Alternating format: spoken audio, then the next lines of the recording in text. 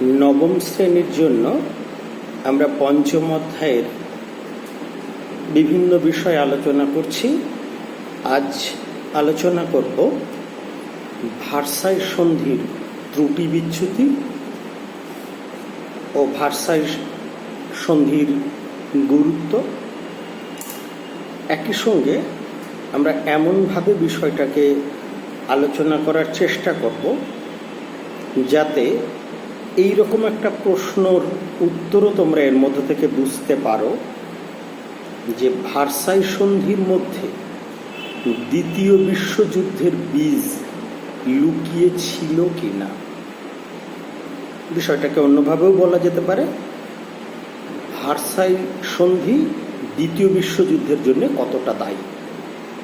তাহলে আজকে আমাদের আলোচনা বিষয় ভার্সাইয়ের চুক্তির সীমাবদ্ধতা বা ভার্সাইয়ের চুক্তি দ্বিতীয় বিশ্বযুদ্ধের জন্য কতটা দায়ী। তো প্রথমেই আমরা বলতে পারি যে ভার্সাই সন্ধির প্রেক্ষাপটে আমরা দেখেছি যে উড্রো উইলসনের উদারতান্ত্রিক মনোভাবের পরিপ্রেক্ষিতে যে প্যারিসের শান্তি সম্মেলন হয়েছিল সেখানে জার্মানিকে কোনো গুরুত্ব না দিয়েই জার্মানির উপরে ভার্সাইয়ের চুক্তি চাপিয়ে দেওয়া হয়েছিল।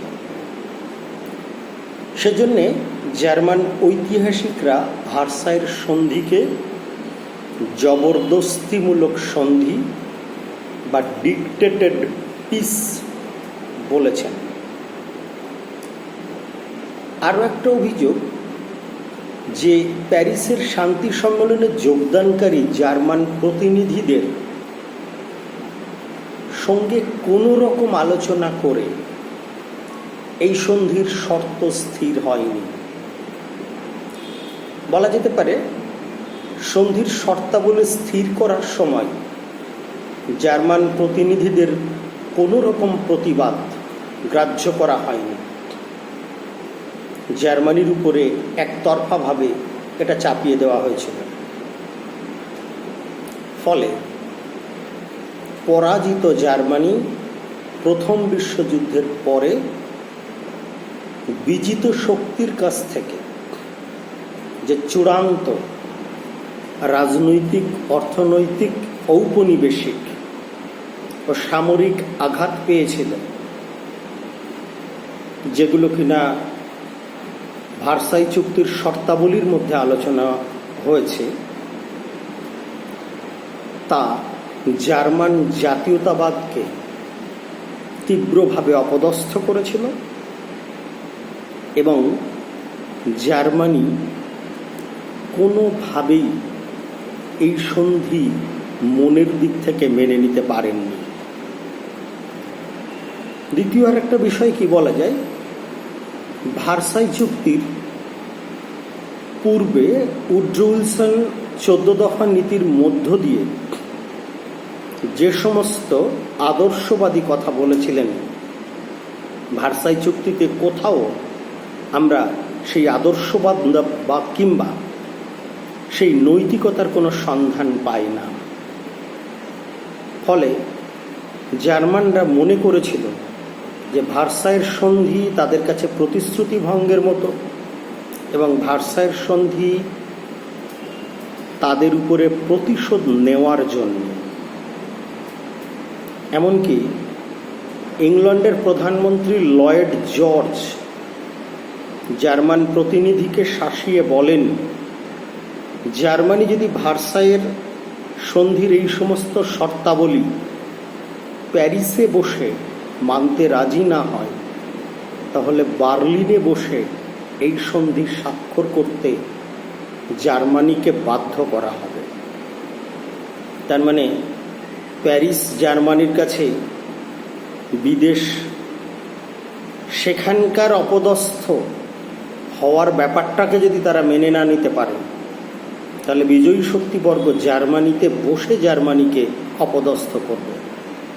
কিন্তু জার্মানির সামনে কোনো অল্টারনেটিভ বা পরিবর্তিত রাস্তা ছিল না, যে জার্মানিকে ভার্সাইয়ের ওই জবরদস্তিমূলক সন্ধি মানতেই হবে। জার্মানি ইচ্ছার বিরুদ্ধে মানতে বাধ্য হয়েছিল, জার্মান জনমত আহত হয়েছিল, এবং এই একতরফা সন্ধি জার্মানি মেনে নিতে পারেনি মন থেকে, এবং প্রতি মুহূর্তে তারা চেষ্টা করেছে কোন সময় এই ভার্সাই সন্ধি ভঙ্গ করে তারা পূর্ব গৌরবে ফিরে যাবে। ভার্সাই সন্ধির মধ্যে যে ন্যায় নীতির অভাব ছিল তা আগেই বলেছি, আবারও বলি, যে জার্মানিকে যুদ্ধ অপরাধী ঘোষণা করে তার উপরে এই জবরদস্তিমূলক সন্ধি চাপিয়ে দেওয়া হয়েছিল, কিন্তু যুদ্ধের জন্যে অন্যান্য দেশও কম দায়ী ছিল না। অথচ শুধু যুদ্ধ অপরাধীর তকমা জার্মানির উপরেই সেটা দেওয়া হয়েছিল। জার্মানির উপরে যে সমস্ত সামরিক, অর্থনৈতিক জবরদস্তি এবং অপমানসূচক এবং জার্মানির পক্ষে চূড়ান্ত ক্ষতিকারক শর্তাবলী চাপিয়ে দেওয়া হয়েছিল, তা জার্মান জাতির মতো জাতীয়তাবাদী বা জাতীয়তাবাদে উদ্বুদ্ধ একটা জাতির পক্ষে মেনে নেওয়া সম্ভব ছিল না। তাছাড়া জার্মানির মতো একটা বড় রাষ্ট্রকে যেভাবে বেসামরিকীকরণ বা অসামরিকীকরণ করা হয়েছিল, তাদের উপনিবেশ থেকে বঞ্চিত করা হয়েছিল, ইতিহাসে সেই তুলনা খুব কম দেখা যায়। মিত্রশক্তি প্রতি ছত্রে ছত্রে, মানে সন্ধির শর্তাবলীর প্রতি ছত্রে তারা চেষ্টা করেছে নিজেদের কর্তৃত্ব অব্যাহত রাখার, নিজেদের স্বার্থ বজায় রাখার। একই সঙ্গে জার্মানি অধিকৃত বিভিন্ন উপনিবেশগুলো হয় বিভিন্ন মিত্র শক্তি বর্গ কিংবা তাদের সমর্থক দেশ ভাগ করে নিয়েছে, অন্যথায় লীগের অধীনস্থ রেখেছে। কিন্তু প্রকৃতপক্ষে লীগের অধীনস্থ রেখে জার্মানির উপনিবেশগুলো মিত্র শক্তি বর্গই ভোগ করেছে। জার্মানিকে আশ্বাস দেওয়া হয়েছিল যে জার্মানি যদি অস্ত্র সমর্পণ করে তাহলে 14 দফার ভিত্তিতেই শান্তি চুক্তি হবে, অর্থাৎ উড্রো উইলসনের 14 দফা। কিন্তু ভার্সাই চুক্তি স্বাক্ষরের সময় সেই 14 দফা নীতিকে সম্পূর্ণরূপে অগ্রাহ্য করা হয়, যা জার্মানির কাছে মনে হয়েছিল মিত্র শক্তিবর্গ তাদের প্রতি বিরাটভাবে প্রতারণার আশ্রয় নিয়েছে।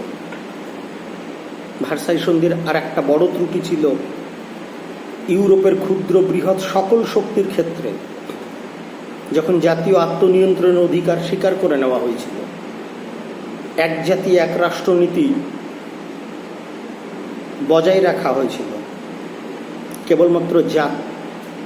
কেবলমাত্র জার্মানিকেই এই জাতীয় আত্মনিয়ন্ত্রণের অধিকার থেকে বঞ্চিত করা হয়।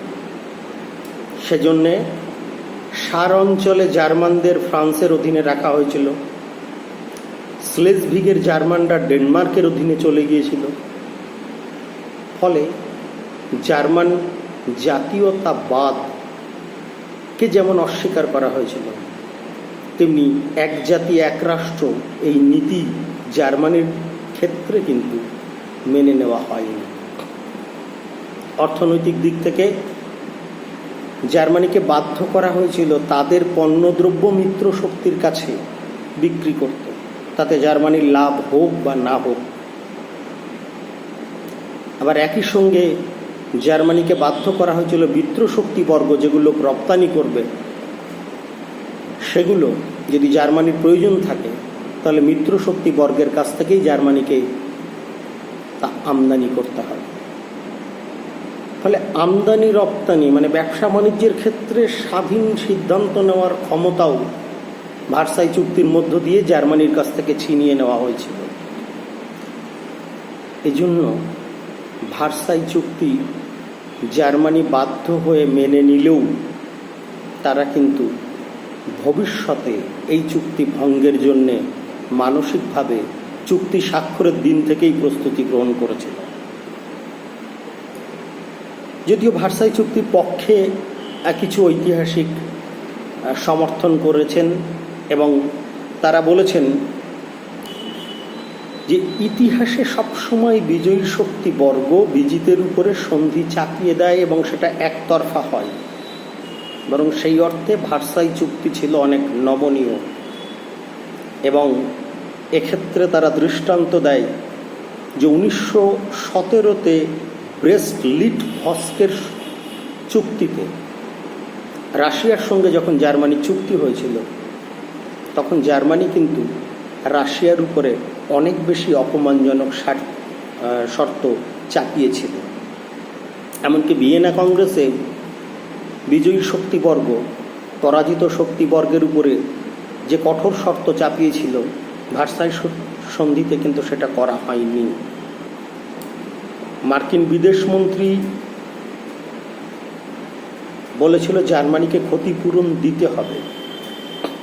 জার্মানি যদি যুদ্ধে জয়লাভ করত, তবে জার্মানিও হয়তো মিত্রশক্তির উপরে কম কঠোর সন্ধি বা কম অর্থনৈতিক দাবি করত না।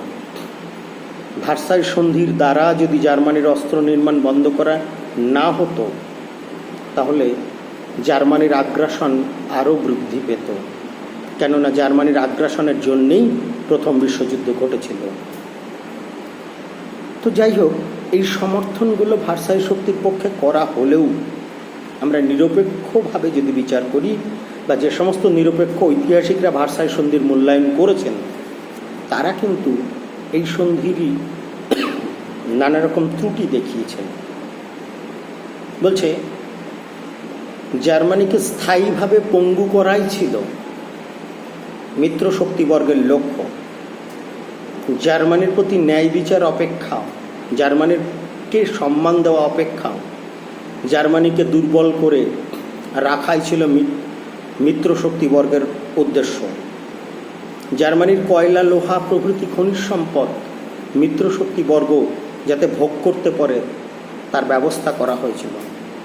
জার্মানির সমস্ত বাণিজ্য পথ বা নদীপথ যাতে মুক্ত হয়, পৃথিবীর সব রাষ্ট্র সেগুলো ব্যবহার করতে পারে, সেটা কিন্তু মিত্র শক্তিবর্গ সেই ব্যবস্থা করেছিল। আসলে জার্মানি সমস্ত সম্পদ সকলে ব্যবহার করবে, কিন্তু জার্মানি বিনা অনুমতিতে বা নিজের লাভের জন্যে সে অন্য কোনো দেশের কোনো সম্পদ বা কোনো পথ ব্যবহার করতে পারবে না। তাছাড়া জার্মানদের একাংশ জনগোষ্ঠীকে যেভাবে মাতৃভূমি থেকে বিচ্যুত করা হয়েছিল, সেটাও জার্মানদের পক্ষে খুব অবমাননাকর ছিল। এই জন্যে আমরা দেখি যে জার্মানির প্রতি এই তীব্র অপমানজনক শর্ত যখন চাপিয়ে দেওয়া হয়েছিল, তখন জার্মান জনগণের মধ্যে তীব্র জাতীয়তাবাদী প্রতিক্রিয়া হয়েছিল। এবং সেই তীব্র জাতীয়তাবাদী প্রতিক্রিয়ার ফলে যুদ্ধের পরে জার্মানিতে যে ভাইমার বা উইমার প্রজাতন্ত্র প্রতিষ্ঠিত হয়েছিল, তাদের পক্ষে জার্মান জনগণের দাবি মেটানো সম্ভব হয়নি। একই সঙ্গে জার্মানিতে যে তীব্র অর্থনৈতিক সংকট নেমে এসেছিল, তা বা তার মোকাবিলা করাও জার্মান প্রজাতন্ত্রের পক্ষে সম্ভব হয়নি। সেই জন্যেই কিন্তু উদ্ভব হয়েছিল উগ্র জাতীয়তাবাদের। এবং এই উগ্র জাতীয়তাবাদের প্রতীক হিটলার কিন্তু সহজেই জার্মানবাসীকে ভুল বুঝিয়ে উঠে এসেছিলেন এবং তার উগ্র জাতীয়তাবাদের আঁচেই কিন্তু পরবর্তীকালে পৃথিবী পুড়েছিল। কেননা দ্বিতীয় বিশ্বযুদ্ধও কিন্তু হিটলারের আগ্রাসী নীতির জন্যই হয়েছিল এবং হিটলার কিন্তু জার্মান জনগণকে তার পক্ষে আনতে পেরেছিল ভার্সাই সন্ধির অপমানের প্রতিশোধ নেওয়ার স্লোগান তুলেই। তার কারণ হিটলারের মতো ব্যক্তিত্ব বা হিটলারের মতো চরম স্বৈরাচারী শক্তি ছাড়া হয়তো কারোর পক্ষেই জার্মান জনগণকে সন্তুষ্ট করা সম্ভব ছিল না। প্রজাতান্ত্রিক নিয়মতান্ত্রিক সরকারের পক্ষে জার্মানির সমস্যার সমাধান যখন সম্ভব হয়নি, তখনই কিন্তু সেই ব্যর্থতার পরিমণ্ডলে জন্ম নিয়েছেন উগ্র জাতীয়তাবাদী হিটলার, এবং যিনি প্রথম বিশ্বযুদ্ধের মতোই দ্বিতীয় বিশ্বযুদ্ধ শুরু করেছেন।